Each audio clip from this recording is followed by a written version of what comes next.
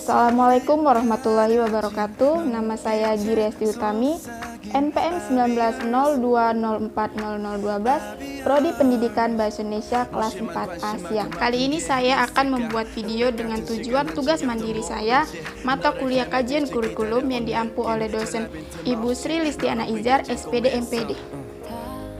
Di video kali ini saya akan membahas teori belajar behavioristik, konstruktivisme, kognitivisme, humanistik, sibernetik, dan kecerdasan ganda. Nah, di sini saya akan menjelaskan teori yang pertama, yaitu teori behavioristik.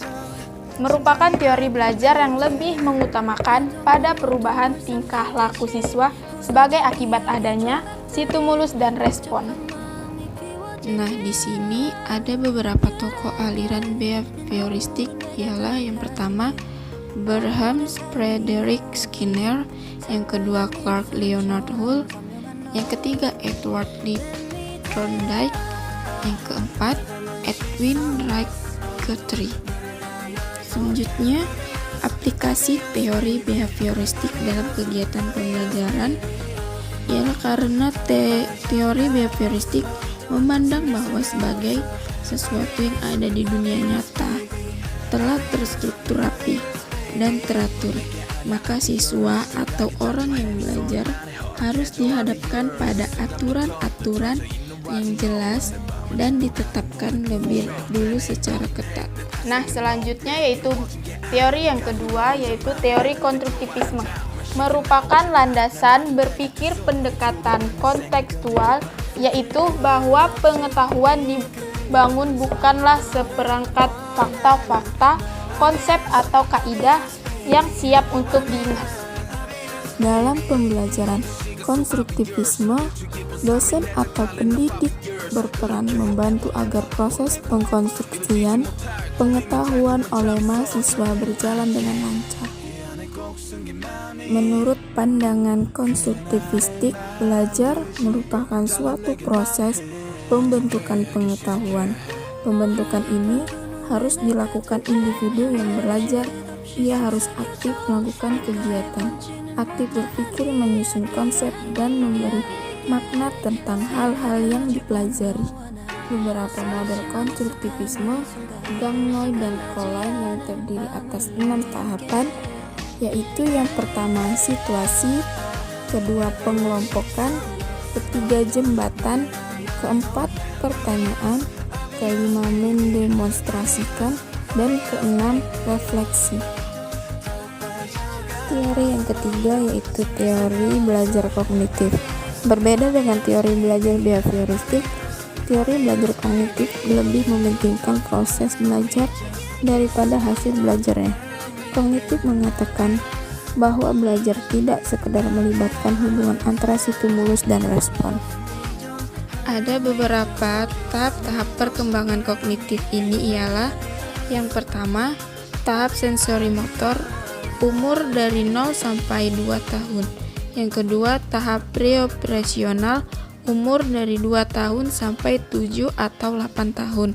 Yang ketiga, tahap intuitif dari umur 4 sampai 7 tahun atau 8 tahun.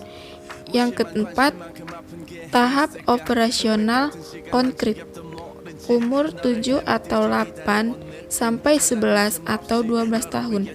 Dan yang kelima, tahap operasional formal, umur 11 atau 12 sampai 18 tahun. Teori yang keempat yaitu teori humanistik, bahwa teori belajar apapun baik dan dapat dimanfaatkan asal tujuannya untuk memanusiakan manusia, yaitu pencapaian aktualisasi diri, pemahaman diri, serta realisasi diri orang belajar secara optimal. Tujuan belajar menurut teori humanistik adalah untuk memanusiakan manusia, dan proses belajar dianggap berhasil jika si pelajar memahami lingkungannya dan dirinya sendiri. Siswa dalam belajarnya harus berusaha agar ia mampu mencapai aktualisasi diri dengan sebaik-baiknya. Teori yang kelima yaitu teori belajar sibernetik. Merupakan bentuk kata serapan dari kata cibernetik, yakni sistem kontrol dan komunikasi yang memungkinkan feedback atau umpan balik. Sibernetik berkembang menjadi segala sesuatu yang berhubungan dengan internet, kecerdasan buatan, dan jaringan komputer.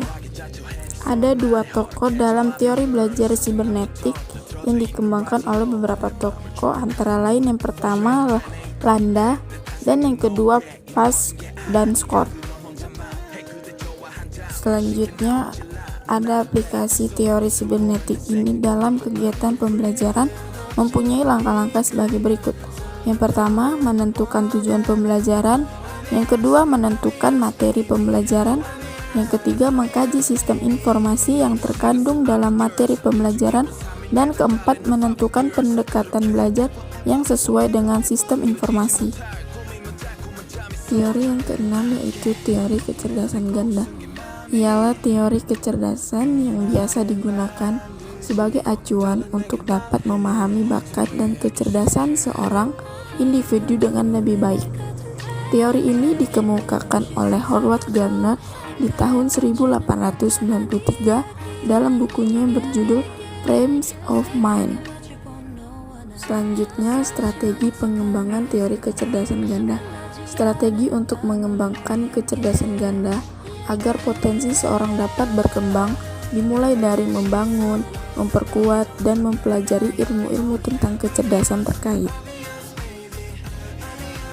Ada 8 kriteria yang dipilih dalam kecerdasan ganda, yaitu berupa yang pertama musikal ritmis, yang kedua visual spasial, yang ketiga linguistik, yang keempat logika matematika, yang kelima kinestik, yang keenam interpersonal, yang ketujuh intrapersonal, dan yang kedelapan naturalistik.